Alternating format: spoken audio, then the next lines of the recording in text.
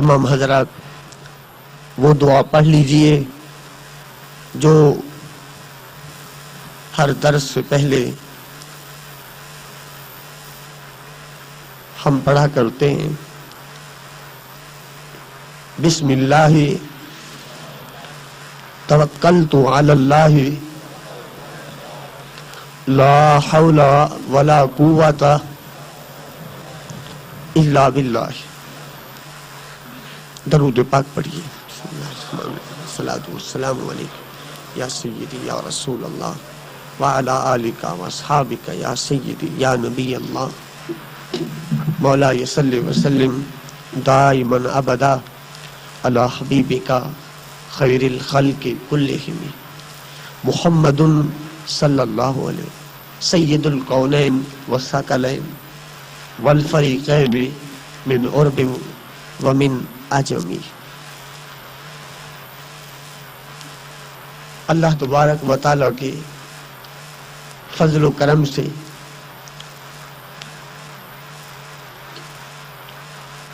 رسول اللہ صلی اللہ علیہ وسلم کی نظر رحمت سے اس وقت ہم بخاری شریف کے درس کی تقریب کے اندر حاضر ہیں.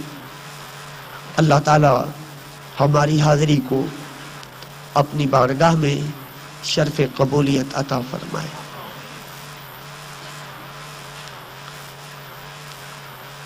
یہ علم کی مجلس ہے. سب سے پہلے علم کی فضیلت کے بارے میں ایک حدیث پاک مشہور صحابی رسول جن کو رسول اللہ صلی اللہ علیہ وسلم کی میزبانی کا شرف حاصل ہوا، ابو ایوب انصاری، سب کہو رضی اللہ تعالی عنہ، روایت کرتے ہیں کہ رسول اللہ صلی اللہ علیہ وسلم نے ارشاد فرمایا مسئلۃ واحدۃ یتعلمها المؤمن خیر لہ من عبادت سنۃ. کہ پیارے آقا مصطفیٰ جان رحمت صلی اللہ علیہ وسلم نے ارشاد فرمایا وہ ایک دین کا مسئلہ جس کو مومن سیکھ لیتا ہے وہ اس کی سال بھر کی عبادت سے بہتر ہے. اور اگر وہ حضرت اسماعیل علیہ السلام کی قوم سے کسی غلام کو آزاد کرے اور دوسری طرف ایک مسئلہ دین کا سیکھے، فرمایا بنی اسماعیل کی غلام آزاد کرنے سے بنی اسماعیل کے غلام آزاد کرنے سے اس کا ایک دین کا مسئلہ سیکھنا یہ زیادہ بہتر ہے. اور ارشاد فرمایا کہ طالب علم اور وہ عورت جو اپنے شوہر کی فرما بردار ہے اور وہ لڑکا جس پر ماں باپ راضی ہے، یہ تینوں بروز قیامت بغیر حساب کے انبیاء کے ساتھ جنت میں داخل. طالب علم وہ عورت جس پر شوہر راضی ہے، وہ اس کی فرما بردار ہے، اور وہ لڑکا جس پر ماں باپ خوش ہے، یہ بروز قیامت نبیوں کے ساتھ جنت کے اندر داخل ہو. اللہ تعالی ہمیں بھی ان میں سے بناتے. آئیے بخاری شریف کا درس سنیے. باب قیام لیلۃ القدر من الایمان. باب کا عنوان ہے لیلۃ القدر کو قیام کرنا عبادت ہے. لیلۃ القدر کو قیام کرنا عبادت ہے. حضرت ابو ہریرہ رضی اللہ تعالی عنہ سے روایت ہے، پیارے آقا مصطفیٰ جان رحمت صلی اللہ علیہ وآلہ وسلم نے ارشاد فرمایا جو انسان ليلۃ القدر کو کھڑا ہوا ایمان کے ساتھ اور اللہ کی رضا کے ساتھ، غفر لہ ما تقدم من ذنبہ، اس کے پچھلے سارے گناہ معاف کر دیے گئے۔ لیلۃ القدر کو قیام کا کیا مطلب ہے؟ ساری رات کھڑے ہونا مراد ہے۔ آدھی رات کھڑے ہونے والے کو یہ فضیلت ملے گی، یا جو 1 گھنٹہ کھڑا ہو جائے اس کو یہ فضیلت ملے گی؟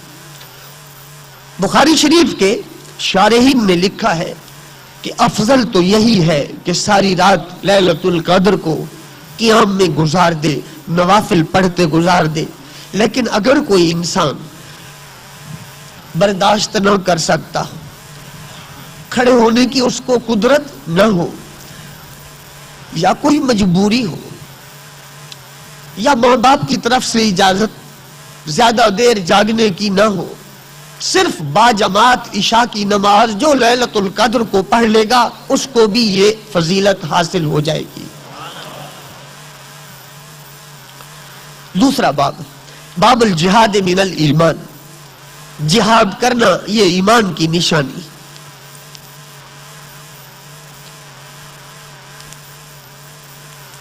حضرت سیدنا ابو ہریرہ رضی اللہ عنہ رسول اللہ صلی اللہ علیہ وسلم سے روایت کرتے کہ پیارے آقا صلی اللہ علیہ وسلم نے ارشاد فرمایا، اللہ تعالیٰ اس شخص کا ذمہ اٹھا لیتا ہے، اس شخص کا ذمہ اٹھا لیتا ہے جو اس کی راہ کے اندر نکلتا ہے۔ کوئی کام نہیں، صرف اللہ کے لیے نکلا ہے، مجھ پر ایمان لایا ہے، میری تصدیق کی ہے، پھر میری زبان سے سن لیا ہے کہ راہ خدا میں نکلو، تو میری بات کو سن کر نکل پڑا ہے۔ فرمایا اللہ تعالیٰ نے ذمہ لے لیا ہے کہ جب وہ گھر لوٹے گا تو اس کو اجر بھی عطا فرمائے گا، غنیمت بھی عطا فرمائے گا، اور اسے جنت میں داخل بھی فرمائے گا۔ اجر بھی ملے گا، مال غنیمت بھی ملے گا، جنت کا داخلہ بھی ملے گا۔ اور آگے اپنے امتیوں کا جذبہ جہاد بڑھانے کے لیے اور مقام شہادت کی عظمت کو بیان کرنے کے لیے ارشاد فرماتے ہیں، لولا ان اشق علی امتی ما کانت خلف سریۃ ولا وددت ان اقتل فی سبیل اللہ ثم احیا ثم اقتل ثم احیا ثم اقتل۔ اگر مجھے اپنی امت کا خوف نہ ہوتا کہ یہ میرے بغیر پیچھے اداس ہو جائیں گے، تو میں ہر سریے میں، ہر لشکر میں، ہر جنگ میں تلوار اٹھا کر جاتا۔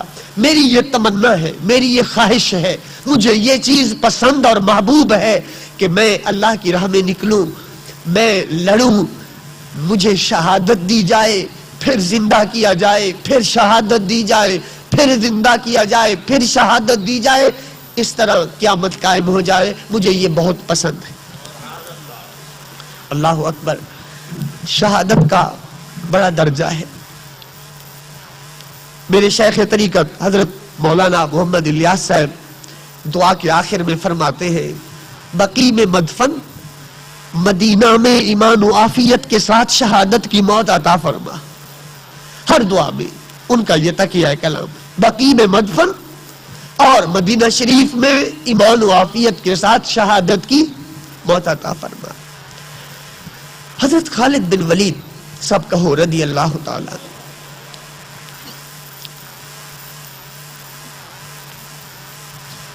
زندگی کا آخری دن گزار رہے ہیں، دیوار کے ساتھ چارپائی رکھی ہوئی ہے، جیسے سانپ کا سر کوٹ دیا جائے اور وہ سانپ بل کھاتا ہے، الٹ پلٹ ہوتا ہے اور بے قراری اور بے چینی ظاہر کرتا ہے۔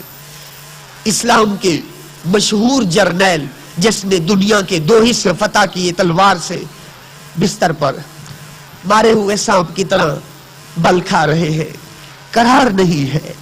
ان کی بیوی کہنے لگی، اتنے بڑے بڑے ملک فتح کیے، اتنے بڑے بڑے شام کے سر قلم کیے، اتنے بڑے بڑے شجاع اور بہادروں کو تیری تلوار نے 2 ٹکڑے کیا، اب موت سے گھبرا رہا ہے۔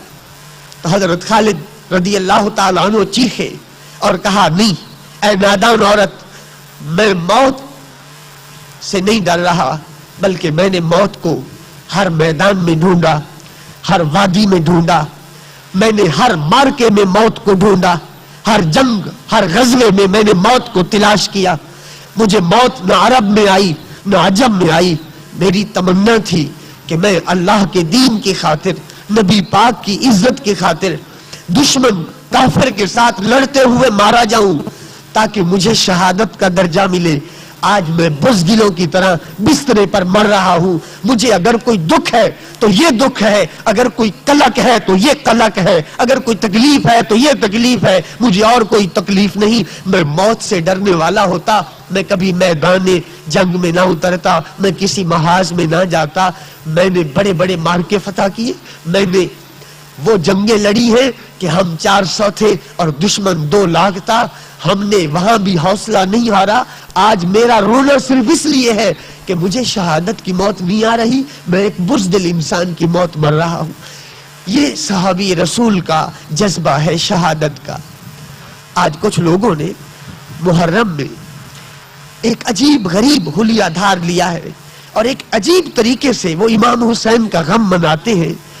ان کے غم کو دیکھ کر یوں لگتا ہے کہ شہادت کوئی بڑی مصیبت ہے۔ توبہ توبہ، یہ تو کوئی ڈراؤنا خواب ہے، یہ تو کوئی خطرناک بلا ہے، اس سے بچنا چاہیے۔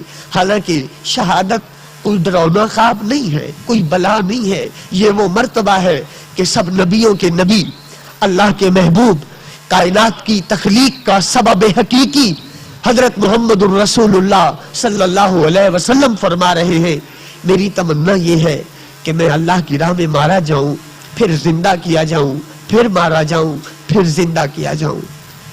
آج اس وقت مسلمانوں میں 99% لوگ ایسے ہیں، 99% جو جہاد کا نام سن کر یوں ڈرتے ہیں جیسے چھوٹا بچہ گھر کے کونے میں اندھیرے سے ڈرتا ہے۔ یہ دنیا کے اندر غرق ہونے کی وجہ ہے، دنیا کی لذت ذہن دماغ پر سوار کرنے کی وجہ ہے، مغرب یہود و نصارہ کے طریقے کو پسند کرنے کی وجہ ہے، اور اس میں بہت سارا حصہ ان لوگوں کا بھی ہے جنہوں نے دین کا روپ دھارا، داڑیاں رکھی، مدرسے بنائے، بڑی بڑی مسجدیں بنائی، لوگوں سے کروڑوں نہیں اربوں روپے جہاد کے نام پہ اکٹھے کیے، لیکن انہوں نے بجائے جہاد کے فساد برپا کر دیا۔ جہاد کے لیے ضروری ہے امام ہو۔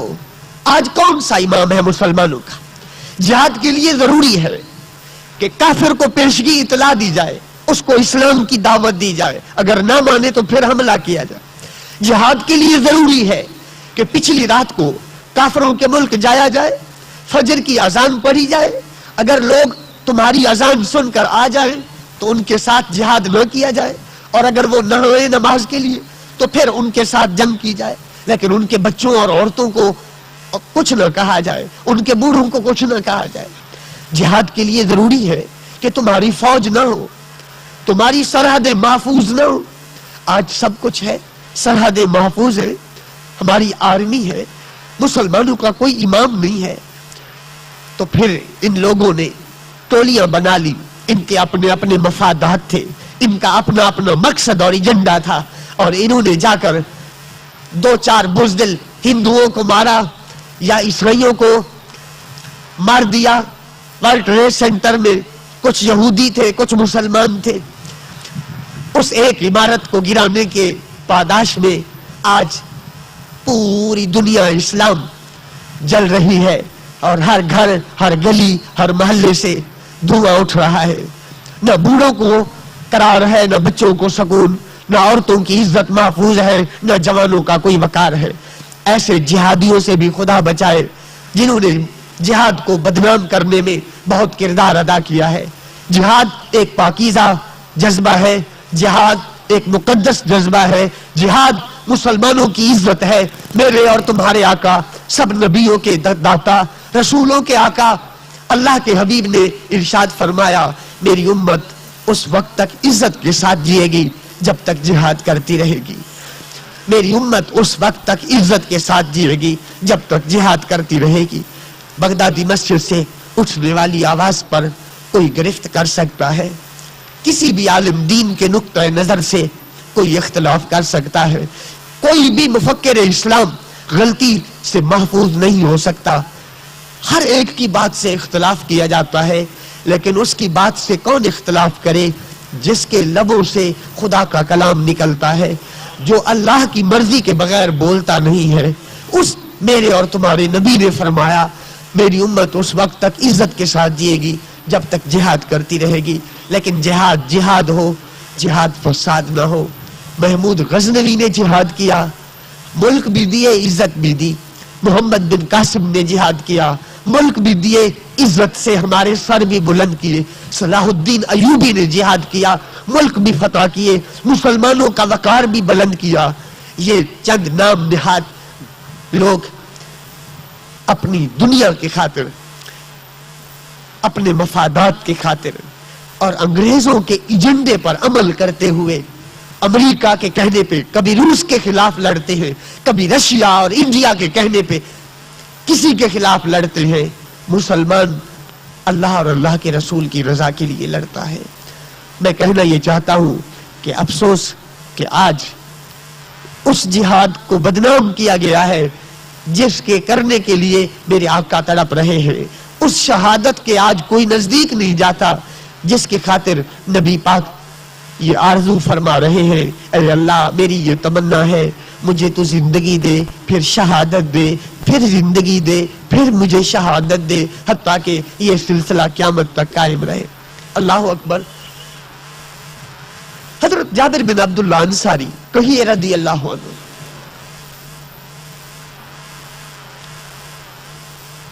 ان کے والد جنگ احد میں شہید ہو گئے. حضرت عبداللہ رضی اللہ عنہ انہوں نے 70 من کھجوروں کا قرضہ چھوڑا یا 120 من, اور ان کی بیٹیاں تھی 7, وہ بھی چھوڑ گئے اور کسی کی شادی نہ کی. ان کی وفات کے کچھ دن بعد ان کے بیٹے حضرت جابر نبی پاک کے سامنے غمزدہ اور افسردہ حالت میں بیٹھے ہوئے تھے. سرکار نے پوچھا ہمارے دربار میں افسردگی کا کیا مطلب؟ عرض کیا یا رسول اللہ صلی اللہ علیہ وسلم, میرے والد فوت ہو گئے, قرضہ چھوڑ گئے, بہنیں میری. آپ نے ارشاد فرمایا کہ تیرے والد کا قرضہ بھی اتر جائے گا, تیری بہنوں کی شادی بھی ہو جائے گی. اور کیا بات؟ کہا مجھے والد کی موت کا بڑا دکھ ہے. فرمایا دکھ ہے, تجھے معلوم ہے کہ جب تیرے والد اللہ کی بارگاہ میں پیش ہوئے اور باقی 69 شہید بھی تھے احد کے, تجھے پتا ہے اللہ تعالیٰ نے تیرے والد کے ساتھ کس طرح ملاقات کی؟ کہا یا رسول اللہ عرش کی خبریں تو تم دے سکتے, عرش کی خبریں تو تم دے سکتے ہو, مجھے پتا نہیں ہے. آپ نے ارشاد فرمایا سارے آئے, پردہ موجود تھا, اللہ کو سلام کرتے گئے اور اللہ سے جواب لیتے گئے. جب تیرا باپ آیا نا تو اللہ تعالیٰ نے پردہ اٹھوا دیا اور تیرے باپ کو سامنے بٹھایا اور فرمایا تمنا علیہ اوتے کا, کیا چاہتا ہے, کیا چاہتا ہے, جو تو چاہتا جائے گا ہم دیتے جائیں گے. اللہ فرما رہا ہے نبی پاک کے غلام کو. لوگ کہتے ہیں محمد اور علی کے چاہنے سے کچھ نہیں ہوتا. نہ محمد ہے نہ علی ہے, محمد و علی کے غلام ہے صحابی لیکن ان کا غلام ہے. اللہ فرماتا ہے تمنا کر کیا چاہتا ہے, جو چاہے گا وہی ہوگا. تو نبی پاک فرماتے ہیں جب اللہ تعالیٰ نے تیرے والد کو سارا اختیار دے دیا کہ جو چاہے وہی دوں گا, تو پتہ ہے تیرے والد نے کیا مانگا؟ یا رسول اللہ آپ بتلائیے, جلدی بتلائیے کیا مانگا؟ نبی پاک نے فرمایا تیرے والد نے کہا مجھے چھوڑ, دنیا میں بھیج, میں دنیا میں جاؤں, تیری اور تیرے محبوب کی رضا اور تیری اور تیرے محبوب کی عزت کی خاطر میں تلوار اٹھاؤں, پھر تیرے اور تیرے دشمنوں کے سر اتاروں, ان سے لڑوں, وہ میرے ساتھ لڑے, کچھ سر میں اتاروں اور کچھ تلواریں میرا سر اتارے, میرے بدن کے پھر ٹکڑے کریں, پھر میری آنکھیں نکالے، میرے ہونٹ کاٹے، میرے ہاتھ اور پاؤں علیحدہ کر دے، میرے جسم کا جوڑ جوڑ علیحدہ کر دے. جو مزہ تیری راہ میں ٹکڑے ٹکڑے ہونے میں آیا ہے وہ تیری جنت میں نہیں ہے.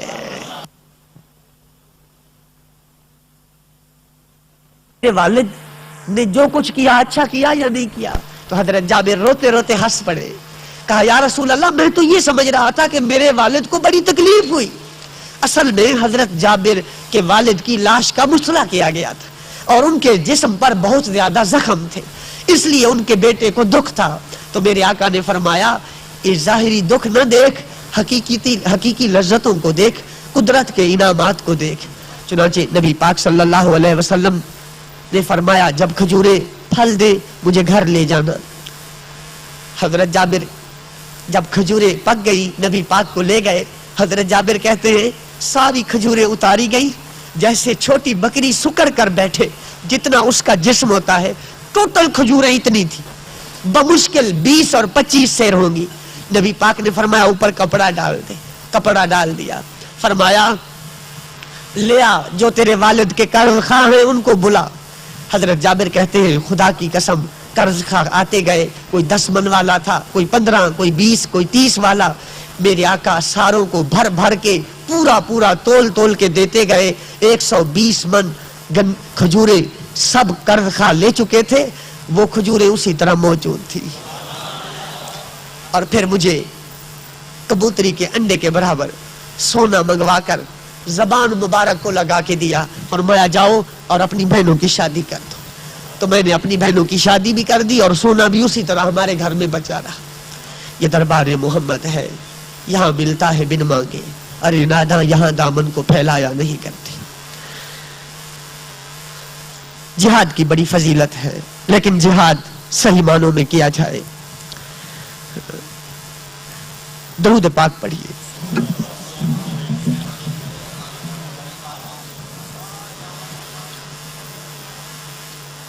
بابو تطوع قیام رمضان من الایمان، رمضان شریف کی راتوں کو جاگنا یہ ایمان کی علامت ہے.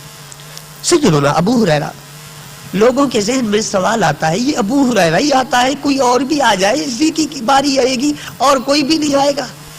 یہ سوال ان کی زندگی میں خود کسی نے کیا تھا. تو ہر جگہ کہتا ہے مجھے نبی پاک نے فرمایا، باقی کوئی بھی نہیں ہے. تو آپ نے کہا کوئی کندھے پر چادریں ڈال کے چادریں بیچنے جاتا تھا، کوئی چاول کی کوئی گندم کی بوری اٹھا کے چلا جاتا تھا بازار میں، کوئی نمک بیچتا تھا، کوئی کھجوریں بیچتا تھا، کوئی کپڑے تیار کرتا تھا، کوئی جوتے گانٹتا تھا. اور ابو ہریرہ چہرہ مصطفیٰ دیکھتا تھا، بس مجھے اور کوئی کام نہیں تھا. اور خود فرماتے ہیں ابو ہریرہ اس کے سوا کچھ کر ہی نہیں سکتا تھا کہ وہ اپنے محبوب کی بارگاہ میں پڑا رہتا تھا اور ان کے در کے ٹکڑے کھاتا تھا اور ان کے منہ کے نکلے ہوئے بولوں کو اپنا سرمایہ حیات تصور کرتا تھا. حضرت ابو ہریرہ رضی اللہ عنہ کہتے ہیں پیارے آقا میٹھے میٹھے مصطفیٰ صلی اللہ علیہ وسلم نے ارشاد فرمایا جو رمضان میں کھڑا ہوا راتوں کو ایمان کے ساتھ خدا کی رضا کے لیے، اس کے پچھلے سب گناہ معاف کر دیے.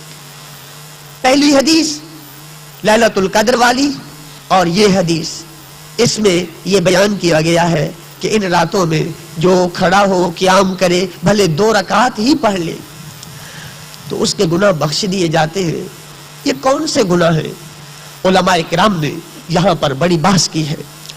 علماء یہ خلاصہ نکالتے ہیں کہ وہ گناہ صغیرہ گناہ ہے، کبیرہ گناہ بغیر توبہ کے معاف نہیں ہوتا.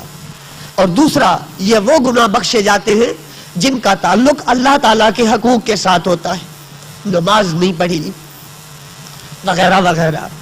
وہ گناہ نہیں بخشے جاتے جن کا تعلق بندوں کے حقوق کے ساتھ ہوتا ہے، جو کسی کی زمین غصب کر کے بیٹھا ہے، یا اس نے کسی کا پیسہ کھا لیا ہے، یا کسی کی عزت نفس کو مجروح کیا ہے، یا کسی کی غیبت اور چغلی کی ہے، یا کسی کا حق مارا ہے، بہتان لگایا ہے، کسی کا بلا وجہ دل دکھایا ہے. ایسا آدمی ایک لیلۃ القدر تو کیا قیامت تک کی لیلۃ القدروں کو جاگے، ایک رمضان تو کیا قیامت تک کے تمام رمضانوں کی راتوں کو جاگے اور ایک لمحہ کے لیے آنکھ بند نہ کرے جب تک بندوں کے حقوقوں کی معافی نہیں لے گا، اللہ تعالیٰ اس کی مغفرت نہیں فرمائے گا۔ کبیرہ گناہوں کی توبہ ضروری ہے اور بندوں کے حقوق بندوں سے معاف کرانا ضروری ہے۔ درود پاک پڑھیے۔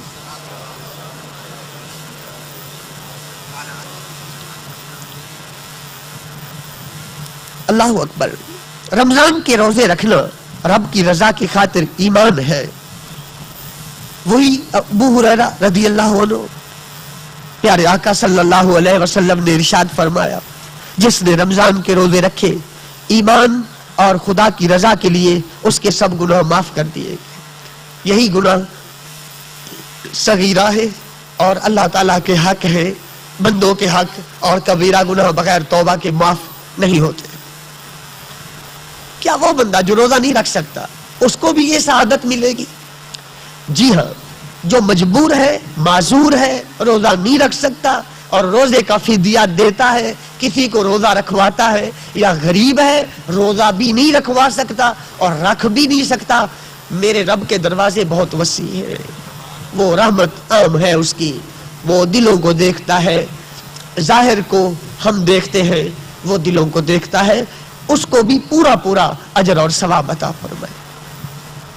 یہاں میں ایک بات عرض کر دوں کہ کچھ لوگ میں نے دیکھے ہیں، وہ صحت مند بھی ہے، خدا نے دیا بھی بہت ہے، لیکن جب خدا نے دے دیا ہے نا تو پچا نہیں سکے، اب وہ روزے نہیں رکھتے۔ اب ظاہر ہے جب روزہ رکھیں گے تو معدے کے اندر جنگ تو ہوگی، خشکی تو اٹھے گی، وہ اتنے نفیس ہو جاتے ہیں وہ اس کو برداشت نہیں کرتے۔ اللہ تعالیٰ دنیا کے شر سے محفوظ رکھے۔ سارے جہان کے پیروں کے پیر، میرے مصطفیٰ کے ویر، جملہ صحابہ کے مشیر، خدا کی خدائی میں سب سے بڑے عالم، جن کی محبت ایمان، جن کی چہرے کو دیکھنا عبادت، جن سے بغض رکھنا منافقت، جن کو خوش کرنا نبی پاک کو خوش کرنا، جن کو دکھی کرنا نبی پاک کو دکھی کرنا، جن کے بارے میں نبی پاک نے حضرت عائشہ کو فرمایا علی تو میری جان ہے۔ آپ رضی اللہ تعالی عنہ کو آپ کے مرید نے فلودہ کا پیالہ پیش کیا تو آپ نے فرمایا اسے پرے لے جا، اس کا رنگ بہت اچھا ہے، اس کی خوشبو بہت عمدہ ہے، اس کا ذائقہ بھی بہت پیارا ہے، لیکن یہ مجھے رب سے دور کر دے گا۔ میں دنیا کو 3 طلاقیں دے چکا ہوں، مجھے تو صرف اس کے خوف کی لذت چاہیے، مصطفیٰ کی عشق کی لذت چاہیے۔ تو وہ فالودے کا پیالہ واپس کر دیا۔ بس جس کو اللہ تعالیٰ اپنا خوف عطا فرما دے اور اپنی معرفت عطا فرما دے وہی دنیا کے چکر سے بچ سکتے ہیں۔ میرے اور تمہارے بس کی یہ بات نہیں ہے، لیکن کوشش کرنی چاہیے۔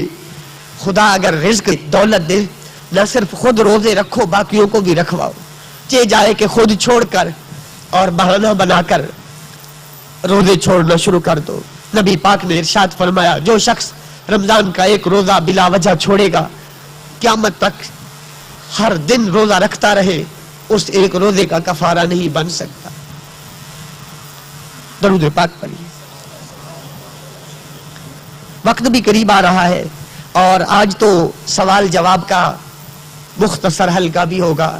مجھے دوستوں کا اصرار تھا کہ ہم چل کر آتے ہیں، ہمارے مختلف مسائل ہوتے ہیں، آپ مہربانی کر کے 10 منٹ سوالوں کے جواب بھی دے دیا کیجیے۔ دین آسان ہے، دین ایک باب امام بخاری نے باندھا ہے، دین آسان ہے۔ پیارے آقا صلی اللہ علیہ وسلم نے ارشاد فرمایا اللہ کے نزدیک وہ دین آسان ہے جو دین حنیف ہے، اور آسان دین ہے، اللہ کو وہ دین پسند ہے۔ اس کے نیچے امام بخاری ابو ہریرہ رضی اللہ عنہ سے ایک حدیث لائے کہ نبی پاک نے ارشاد فرمایا دین آسان ہے اور تم ہرگز ہرگز دین کو مشکل نہ بناؤ۔ تم میں سے کوئی دین پر غالب نہیں ہو سکتا. جو چاہے گا کہ دین پر غالب ہو، دین اس پر غالب ہو جائے گا. آسانیاں پیدا کرو، لوگوں کو اپنے قریب کرو، خوشخبریاں سناؤ. صبح شام پچھلی رات کو نیند کر کے آرام حاصل کر لیا کرو. اس حدیث پاک کا کیا مفہوم ہے؟ مختصر الفاظ میں عرض کرتا ہوں. کچھ لوگ نفلی عبادت اتنی زیادہ کرتے ہیں کہ پھر فرض نہیں پڑھ سکتے.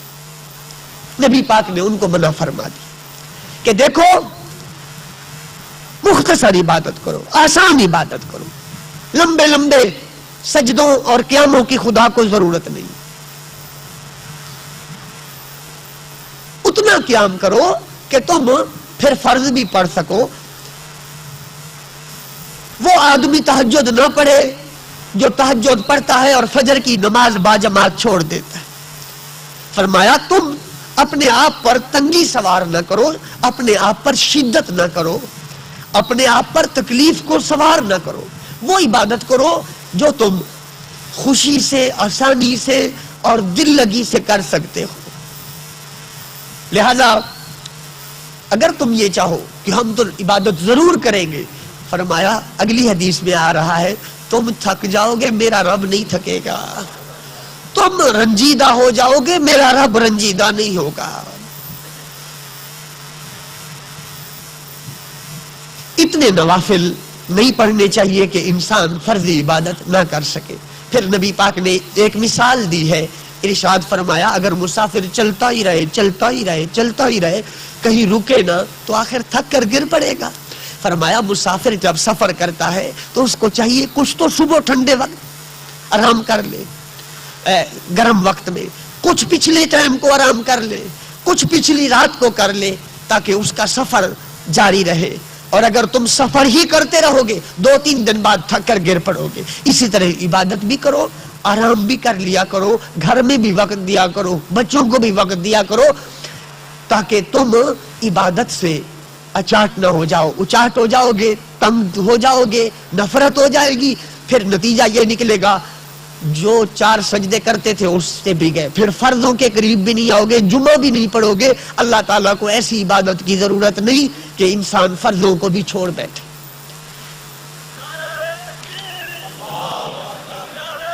تو میں نے اسے کہا تھا کہ آپ نے درس میں آنا ہے اور نعرہ مارنا تھا کہ مجھے پتا چلے آپ درس میں آئے. تو اس بیچارے کا کوئی قصور نہیں. ویسے ہم ان محفلوں میں نعرے نہیں لگاتے. درود پاک پڑھیے. وعلی آلک وصحابک یا سیدی. آخری حدیث پاک حضرت سیدنا برہ بن عازب رضی اللہ عنہ سے روایت ہے کہ جب نبی پاک ہجرت کر کے مدینہ شریف آئے تو آپ اپنے نانا جان یا ماموں کے گھر ٹھہرے. آپ اپنے نانا جان یا ماموں کے گھر ٹھہرے اور آپ نے 16 یا 17 مہینے بیت المقدس کی طرف منہ کر کے نماز پڑھی. وَكَانَ يُعْجِبُهُ أَن يَكُونَ قِبْلَتُهُ قِبْلَ الْبَيْتِ. نماز تو پڑھتے تھے لیکن دل یہ کہتا رہتا تھا داد ابراہیم کا بنایا کعبہ قبلہ بن جاتا تو اچھا تھا. نماز ادھر منہ کر کے پڑھتے تھے اور دل میں یہ خیال آتا رہتا تھا داد ابراہیم کا اگر بنایا ہوا خدا کا گھر میرا قبلہ بن جاتا تو اچھا تھا. زبان سے نہیں کہتے، بس دل میں خیال آتا رہتا تھا. 16 مہینوں کے بعد نماز عصر پڑھ رہے تھے، 2 رکعتیں پڑھ لی تھی، 2 باقی تھی. یہ خیال آ گیا تحیات میں. اللہ نے وہی نازل کی. فرمایا محبوب باقی 2 اپنے دادے کے قبلے کی طرف منہ کر کے پڑھ لو، اپنے دادے کے کعبے کی طرف منہ کر کے پڑھ. سلام پھیرنے کی دیر نہیں کرنی، انتظار نہیں کرنا. اللہ اکبر. سرکار نے منہ پھیر دیا، نماز پوری ہو گئی. اس مسجد کو مسجد قبلتین کہتے ہیں جہاں آپ نماز پڑھ رہے ہیں. مسجد سرکار نے سلام پھیر دیا. کسی ایک صحابی نے بھی اعتراض نہیں کیا، سارے پھر گئے تھے. یہ ان کی کمال رضا کی دلیل ہے، کمال فرما برداری کی علامت ہے. ایک آدمی گزر رہا تھا، وہ آگے ایک مسجد میں، وہ مسجد قبلتین ہے، وہاں کچھ لوگ نماز پڑھ رہے تھے. اس نے دور سے ہی کہا تمہارے نبی نے تو اپنا قبلہ ابراہیم کا بنایا کعبہ بنا لیا ہے. تو وہ بھی نماز کے اندر سے گھوم گئے کعبہ شریف کی طرف. چنانچہ قبلہ بدل گیا. اس کے بعد جو یہودی تھے پہلے تو خوش ہوتے تھے، اس کے بعد ان کو بڑی تکلیف ہوئی کہ اس نے ہمارے قبلے سے منہ پھیر لیا ہے، اور عیسائیوں کو بھی تکلیف ہوئی. اس کے بعد وہ نبی پاک کا انکار کرنے لگے. یہ حدیث نقل کرنے کے بعد امام بخاری کہتے ہیں جو صحابہ بیت المقدس کی طرف منہ کر کے نماز پڑھتے ہوئے فوت ہو گئے تھے، ان کی اولاد پریشان ہو گئی اور آ کر سوال کرنے لگی کہ ہمارے والدین تو ادھر منہ کر کے پڑھتے رہے، اب وہ قبلہ نہیں رہا تو ان کا کیا بنے گا؟ تو اللہ پاک نے سورہ بقرہ کی یہ آیت نازل کی، وَمَا كَانَ اللَّهُ لِيُضِيعَ ایمانکم. جنہوں نے ادھر منہ کر کے نماز پڑھی تھی وہ کوئی بیت المقدس کی عمارت کو منہ نہیں کر رہے تھے، وہ بھی میرے محبوب کاری کر رہے تھے. اور آج اگر تم ادھر منہ کر رہے ہو تو ان دیواروں کو، پتھر کے بنی ہوئی ان عمارتوں کو تم نہیں سجدے کر رہے، خدا اور خدا کے رسول کی رضا پر عمل کر رہے ہو. خدا نے ان کی نمازوں کو بھی قبول کر لیا اور تمہاری نماز کو بھی قبول کر لیا. اس حدیث پاک سے کچھ مسئلے ثابت ہوتے ہیں. ایک مسئلہ تو یہ ثابت ہوتا ہے خدا کو اپنے محبوب کا خوش کرنا بہت پسند ہے. میرے اعلیٰ حضرت فرماتے ہیں خدا کی رضا چاہتے ہیں دو عالم، خدا چاہتا ہے رضائے محمد صلی اللہ. دوسرا مسئلہ یہ ثابت ہوا کہ دین کے احکام بدلتے رہتے، دین کے احکام منسوخ ہو جاتے ہیں. کچھ احکام جیسے پہلا قبلے کی طرف منہ کرنا منسوخ ہو گیا. تیسرا مسئلہ یہ ثابت ہوا کہ جن لوگوں نے بیت المقدس کی طرف منہ کر کے نمازیں پڑھی تھی ان کی نمازیں قبول ہوئی اور وہ بھی اللہ اور اللہ کے رسول کے فرما بردار ثابت ہوئے. اور چوتھا مسئلہ تحویل قبلہ سے یہ ثابت ہوا کہ کائنات میں کوئی انسان رسول اللہ کے صحابہ کی طرح فرما بردار نہیں ہو سکتا کہ فرض نماز کے اندر بھی انہوں نے صرف نبی پاک کی خاطر ایک قبلہ چھوڑ کر دوسرے قبلے کی طرف منہ کر لیا. یہ ان کے کمال ادب اور کمال فرما برداری کی دلیل ہے. اللہ تعالیٰ کی ان پر کروڑہ رحمت ہو اور ان کے صدقے ہماری مغفرت ہو. یہ چراغ جو ہم نے روشن کیا ہے آپ دعا کیجئے اللہ اس کو مزید روشن کرے. یہ چھوٹا شہر ہے، اگر ہم یہ کام بڑے شہر میں کرتے تو ہم بڑے شمار ہوتے.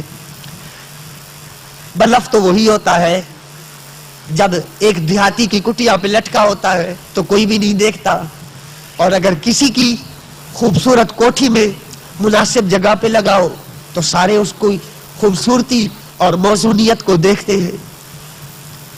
میں خدا کا شکر ادا کرتا ہوں کہ یہ بخاری کا درس میری ناقص معلومات کے مطابق پنجاب بھر میں کسی بھی تحصیل اور ضلعی سطح کے شہروں میں باقاعدگی سے نہیں ہوتا ہے.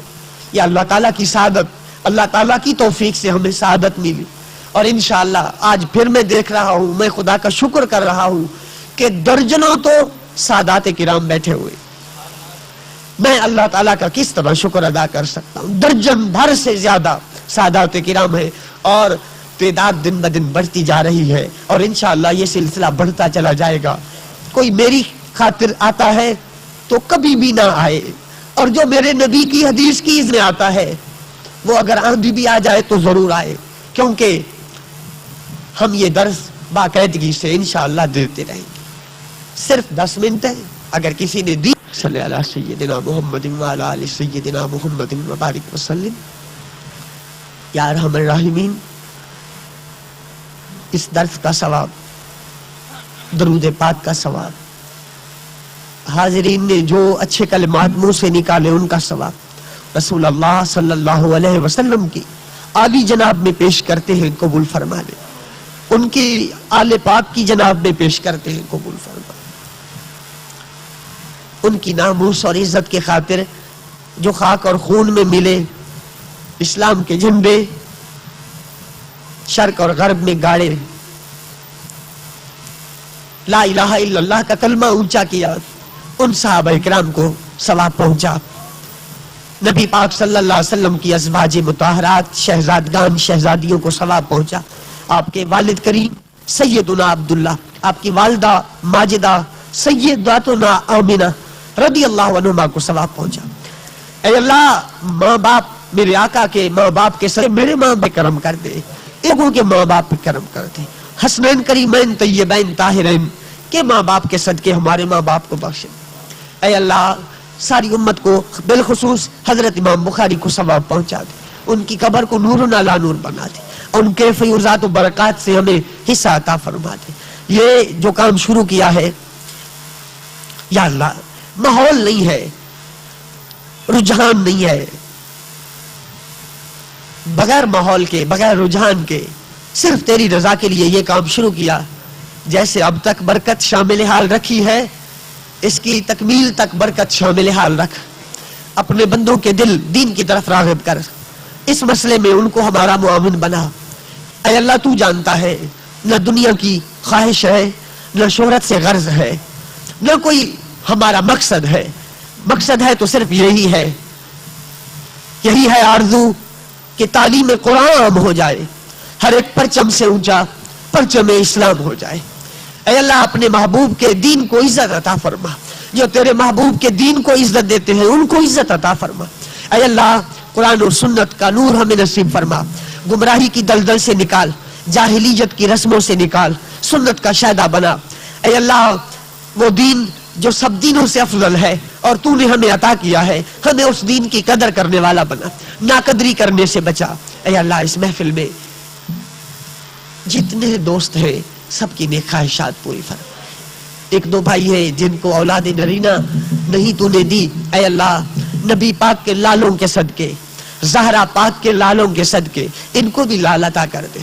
اے اللہ، حضرت امام بخاری کی اس بخاری شریف کے صدقے، جس کے بارے میں ہزار نیک بندوں نے لکھا ہے کہ جو بخاری شریف پڑھتا ہے اللہ اس کی خواہشات کو پورا کرتا ہے، اس کی دعا کو قبول کرتا ہے۔ اے اللہ، اپنے اس عظیم نیک بندے اور اس کتاب کے صدقے ان کو اولاد نرینہ عطا فرما دے۔ اے اللہ، اولاد نرینہ عطا فرما دے۔ اے اللہ، جتنے بھائی بیٹھے ہیں اولاد والے، ان کی اولادوں کو نیک فرما دے، نبی پاک کے گھرانے کا ہمیں قدر کرنے والا بنا دے۔ یہ آ جاتے ہیں، ہماری بے رونق سی دکان میں رونق آ جاتی ہے۔ اے اللہ، یہ دین انہی کے صدقے ملا ہے، ان کے صدقے ہمیں دین کا کام کرنے کی توفیق دے دے۔ اے میرے مولا، ہمیں اسلام پر زندہ رکھ، ہماری موت ایمان پر عطا فرما۔ وصلی اللہ تعالی علی خیر خلقہ سیدنا محمد و اہل بیتہ و اصحابہ اجمعین برحمتہ۔